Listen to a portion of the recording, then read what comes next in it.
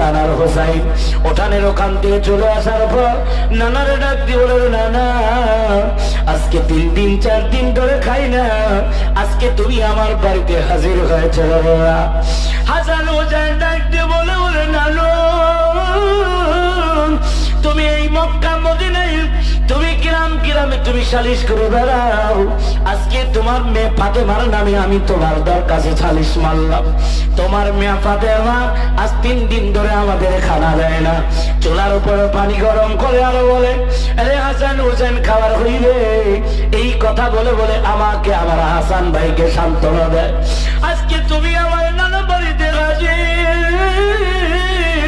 আজকে আমি তোমার কাছে সালিশ মারলাম, তোমার মেয়ে হয়ে সালিশ কিন্তু উল্টায় না, আজকে বিচার করে দিয়ে যাইবা, কেন 3 দিন যাবত আমাদের খাওয়া দেয় না। আমার নবীজি ডাক দি বলে, এরে লাঠি আমার পেটের দিকে তাকায় দেয়। যখন আমার নবীজি পেটটা বের করে হাসান হোসেনের দেখা দিল, আমার নবী ডাক দিয়ে বলে, নানু আজ 3 দিন ধরে খানা খাও তো খানা খাও না, আজকে তুমি আমার কাছে বিচার দিলে না, আজকে আমার পেটের দিকে তাকায় দেন না। আমি নবীজি দেখো অনাহারে আজ 5-7 দিন থাকার কারণে আমি কোথায় থাকতে পারি না, পেটে আমি পাথর বান্ধে বান্ধে গ্রামে ঘুরি। হাসান হোসেন ডাকতে বলে, নানু আমাদের আর খানার কোন কষ্ট নাই, আমি আজ থেকে আর আপনার কাছে সালিশ মানব না। খানা আমি আপনি আজকে আমরা 2 ভাই হাসান হোসেন আজ 3 দিন ধরে না খারে, নানু আমরা হাসান হোসেন 2 ভাই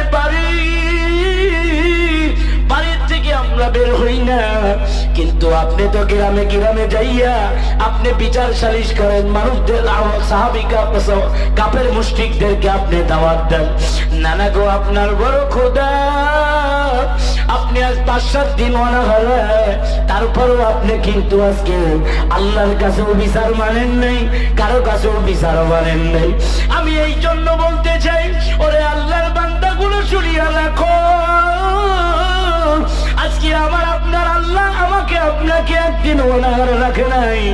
আমি যেই সময় এই দুনিয়ার বুকে আছি, আসার পর থেকে আমার হালতে দেখছি এই পর্যন্ত আশেপাশে যত মানুষ দেখলাম, কেউ যদি 1 বেলা অনাহারে থাকছে, 2য় বেলা অনাহারে থাকতে পারে, মানুষজন তারা সহযোগিতা করছে, কিন্তু আমার নবী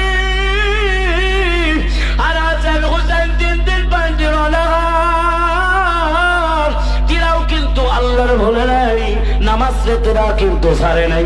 আজকে আমি আপনি অনাহারে নাই, থাকার পর আজকে আমি আপনি আল্লাহরে ভুলে গেলাম। আমার আল্লাহ বলে, রে বান্দা আমি আল্লাহ তোর এত সুন্দর করে বানাইলাম, আমি আল্লাহ তাআলা ফেরেশতারে ডাক দিয়ে বলে, আরে ফেরেশতা আমার বান্দার হাত দুখানা এমন সুন্দর করে বানা দাও। আমার আল্লাহ ডাক দিয়ে বলে, আরে ফেরেশতা আমার বান্দার বডিখানা এমন সুন্দর করে বানা দাও, আমার বান্দার পা দুখানা এমন সুন্দর করে বানা দাও। আমার আল্লাহ তাআলা ডাক দিয়ে বলে, এ ফেরেশতা খবরদার বান্দার মুখমণ্ডল বানাস না। জোরে বলেন আল্লাহু আকবার, আরো জোরে বলেন আল্লাহু আকবার। আমার আল্লাহ তাআলা ফেরেশতাকে ডাক দিয়ে বলেন, এ ফেরেশতা খবরদার বান্দার মুখ বানাস না, আমি আল্লাহ তাআলা আমার বান্দার মুখমণ্ডলটা আমি আল্লাহ তৈরি করব। কি জন্য তৈরি করব রে বান্দা জানোনি? আমার বান্দা দুনিয়ায় যা যেই জিহ্বাটারে আমি বানা দেব, আমার বান্দা মসজিদে যাইয়া তাসবিহ ডালাইয়া যখন আল্লাহ আল্লাহ বলিয়ে লাগবে, জোরে বলেন আল্লাহু আকবার, আরো জোরে বলেন আল্লাহু আকবার। আমার আল্লাহ তাআলা ডাকতে বলে, রে ফেরেশতা বান্দা তুই মুখমণ্ডল খালি বানাস না, আমি আল্লাহ তাআলা আমার বান্দার জিহ্বা খালি বানাইব। ওই মসজিদ ঘরে যাবার পর বান্দাগুলো তাসবিহ লইয়া লইয়া আমার আল্লাহ আল্লাহ বলিয়া ডাকবে। বান্দা ফজরের নামাজ পড়ার পর বান্দা আমার পবিত্র কালাম লইয়া লইয়া মধুর সুরে আমার বান্দাগুলো কোরআন পড়বে। এই কুদরতি জিহ্বা যদি তুই বানাস, আমার আল্লাহর দাম লইল কি? আমার আল্লাহ বলে তুই মুখটা বানাস না। আমার আল্লাহ আমারে আল্লাহ বলে ডাকবে।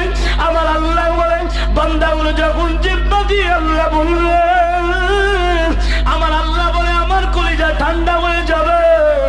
দুনিয়ার মানুষে আজকে টাকার জন্য মারে কি মা বলিয়া ডাকি, দুনিয়া আজকে টাকার জন্য বাবারে কি বাবা বলিয়া ডাকি, বাবার কলিজা বড় ঠান্ডা হয়ে যায়। আজকে টাকা দেখো যার সন্তান নেই, ওরে জিগাও বা সন্তান যখন বাবার ডাকে কি মজা লাগে। ওই বেচারা বলবে আমার সন্তান নাই, আমার বড় কষ্ট। অন্য সন্তানগুলো যখন বাবারে ডাকে আমার অন্তরে বড় কষ্ট লাগে। আজকে আমার সন্তান নাই, আমার বড় কষ্ট লাগে।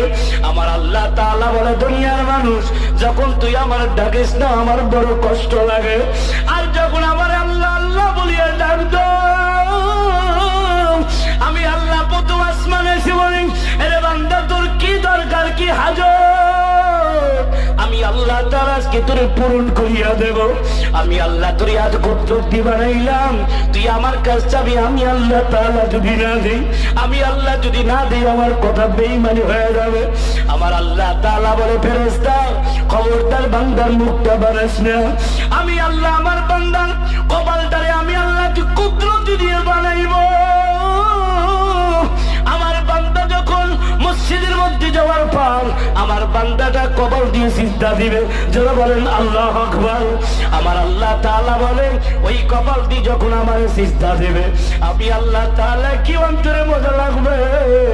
আমার আল্লাহ বলে আমার বান্দারে আমি বলছি ওমা খলাকতুল জিন্না ওয়াল ইনসা ইল্লা লিয়াবুদুন, এর বান্দা তোরে আমি অনর্থক সৃষ্টি করি নাই। আমি আল্লাহ তোরে সৃষ্টি করেছি একমাত্র ইবাদত বন্দেগি করার জন্য। আমি আল্লাহ জিন জাতি এবং মানুষ জাতিকে আমি আল্লাহ কঠিন কিয়ামতের ময়দানে হিসাব নেব। ওই কঠিন কিয়ামতের ময়দানে যখন দাঁড়ায় যাবে যার যার মতো দাঁড়ায় যাবে, আহারে ওই দিন কিয়ামতের ময়দান যখন সংগঠিত হয়ে যাবে আমার আল্লাহ তাআলা বলবেন ওরে সূর্য তোর আজকে যতটা মুখ আছে সূর্য তোর প্রত্যেকটা মুখ আজ সারিয়ে দে, আজকে কিয়ামতের ময়দানটা হাসর বানা দে। আহারে সূর্যটা যখন ছাড়বে সূর্যের তাপে মাথার মগজগুলো টকবক করতে থাকবে। আহারে ওই দিন আমার আপনার জন্য ওই দিন বড় মুসিবত হয়ে যাবে। আমার আল্লাহ তাআলা বলে ওই কিয়ামতের ময়দান থেকে যদি বাঁচতে চাও এ উম্মতের দাঁড়ায় আজকে এই পাইকরাটি ভাটিবা মাদ্রাসার মাহফিলে হাজির হইয়া যা। হাজির হওয়ার পরে আল্লাহর একটা ডাক দিব, বাবু আমাদের জীবনের সমস্ত গুনাহ মাফ করিয়ে দাও। আহারে এই রাত্রে কত মানুষ দুনিয়া থেকে বিদায় নিয়ে চলে যাবে, আর জানি না কার মরণ কখন আসিয়া যাবে। সব সময় প্রস্তুত থাকতে হবে। আমার আল্লাহ তাআলা বলে বান্দারে নবীজি কিন্তু অনাহারে থাকিও নামাজ ছাড়ে নাই। আজকে তুমি কেমন করে নামাজ ছাড়ো? তোমার মরণ কখন আমি দেব কেউ জানে না, একমাত্র জানে কে। জোরে বলেন, আরো জোরে বলেন কে?